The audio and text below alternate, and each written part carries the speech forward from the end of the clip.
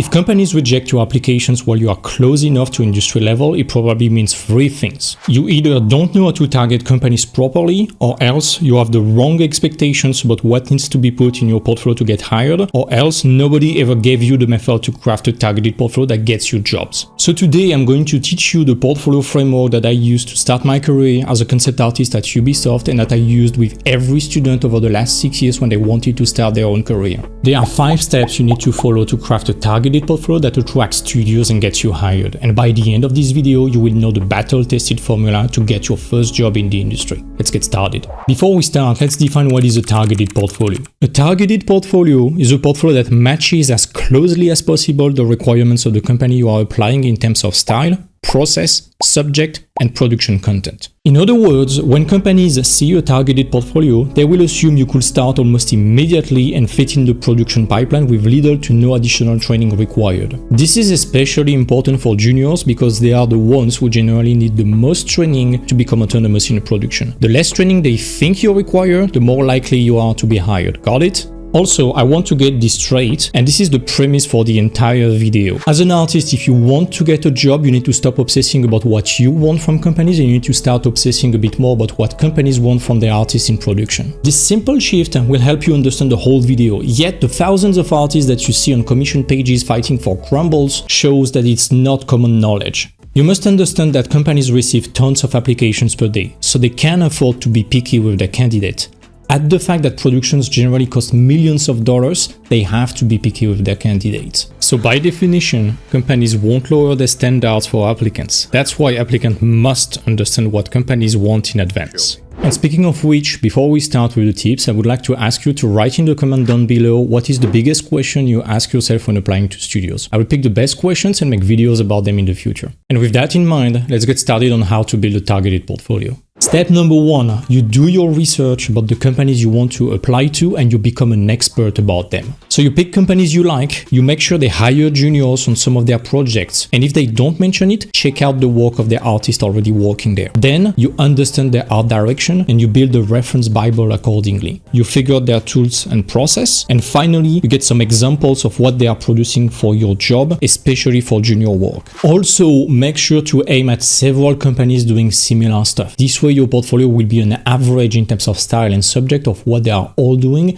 and you can spread your portfolio across all those companies. Step 2, you adapt your work and your process to match what the artists already working there are doing. We are not talking about doing fan art at all, let's be clear, but adopting the same process and style as them so when reviewers see your portfolio, it reminds them of the people they know already working with them at the studio. So to be clear, you start by picking the work of artists there and you compare it with your own work. You highlight the most drastic changes to do in your work to close the gap with them. And then you fund the education to learn this point exactly. And the easiest way to figure that out is if they have work in progress, time lapses or tutorials available. Just grab them and dissect their process this way. And don't worry, your goal is just to fit them all, not to match 100% of what they are doing. They are seniors, you are junior, the comparison is unfair, and if you just apply 30% of what they are doing, it's enough to catapult your level above junior level. Step number 3, you pick a portfolio subject that is close enough to those of the companies you are aiming at without doing fan art. Let's have an example with Assassin's Creed.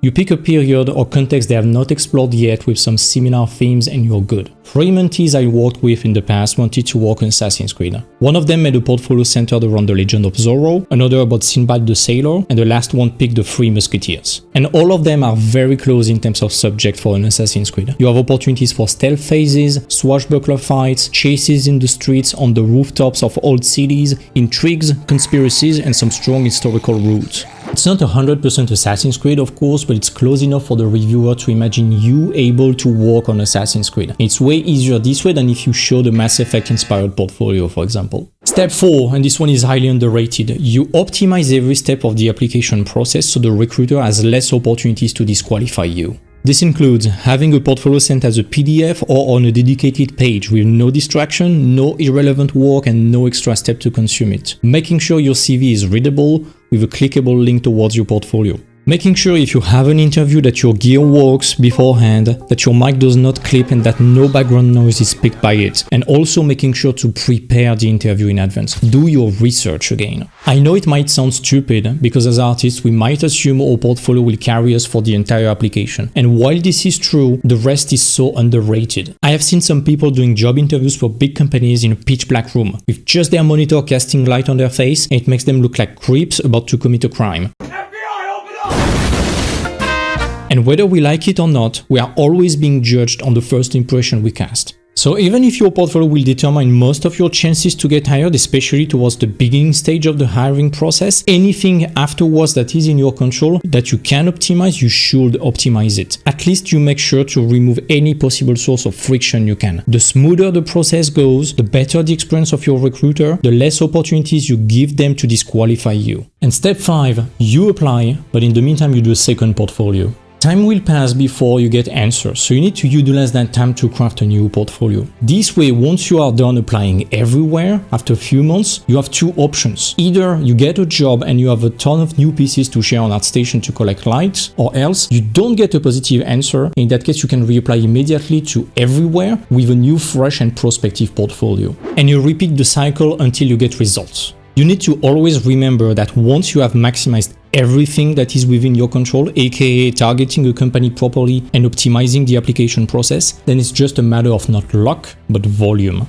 To quote the big entrepreneur Alex Hormozy, volume negates luck. When you apply 10 times more than what you used to do, you 10x your rejections, but you also 10x your positive outcomes, and you just need one yes to start your career. Also, there is no need to worry about if a company remembers you or not if you reapply after a few months. Worst case scenario, they are completely forgotten about you, and in that case you reapply and you are fresh. Best case scenario, they remember about you, but because you showed new work and that you have improved, it's a massive advantage that you have.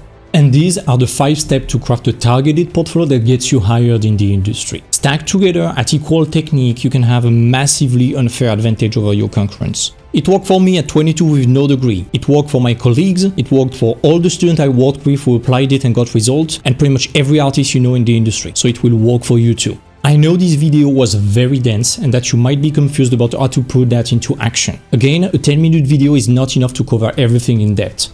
We have just covered the tip of the iceberg today. That's why if you want to know more for free, I created a 40-minute course where I take you by the hand and show you every step in depth and in an actionable way. It is 100% free as always, and you can access it by clicking on the first link in the video description or going on theartnest.academy/portfolio guide.